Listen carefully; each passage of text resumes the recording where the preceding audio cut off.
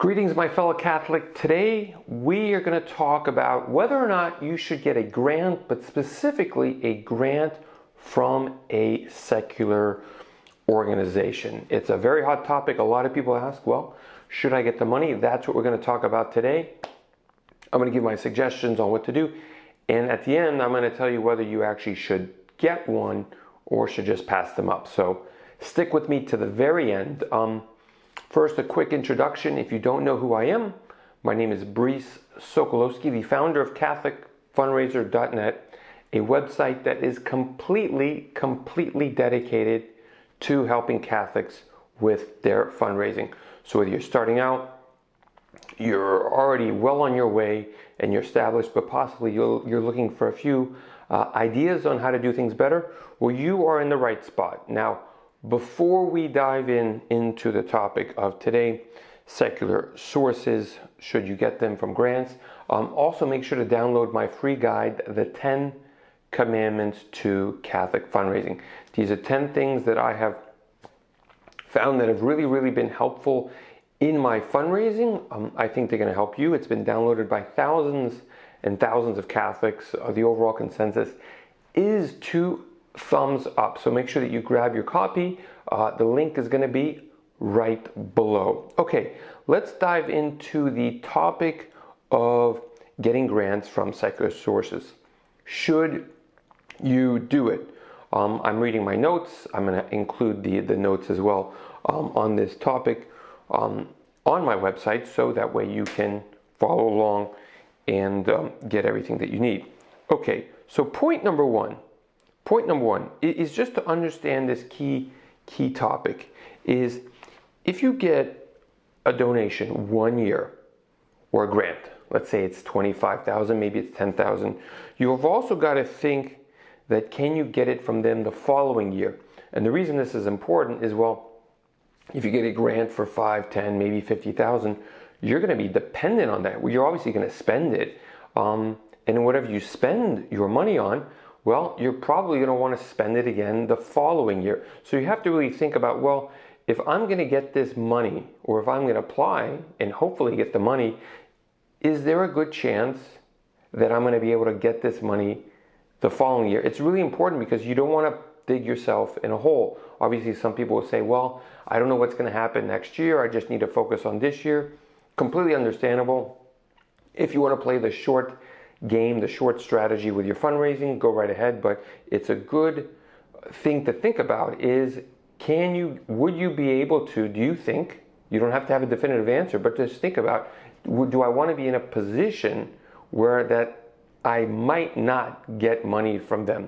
So that's point number two and point number one. And point number two kind of leads to this topic of point number one is, are they aligned to your mission? And more specifically, what are donors and people in your community going to think about is if they find that you have gotten a donation from this organization? Because it's really important about aligning values and making sure that things appear correct.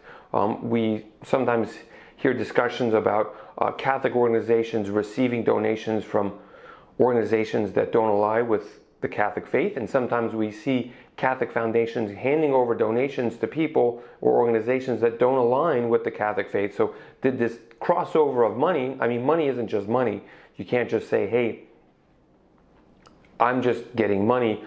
Interesting topic as well is Mother Teresa, who I'm going to share a link below. I did a video on her probably a few years back discussing her topic about getting money, her concept of where the money comes from, should you get it. So very important if you're thinking about getting donations and you want further information on grants, look over at that video that I did with Mother Teresa. Very important. So you've got to make sure that does it align and what does it look like? All money is not, you could say, created equally, or it's not coming from the same places. So sometimes you might not want to be associated with certain people. So that's point number two.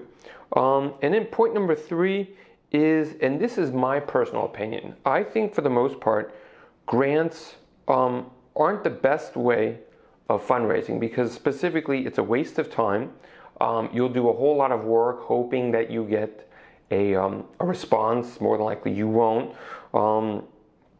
It takes months to get a response, and rarely do you know if you're getting the funds the following year. So there are a lot of unknowns in grant fundraising.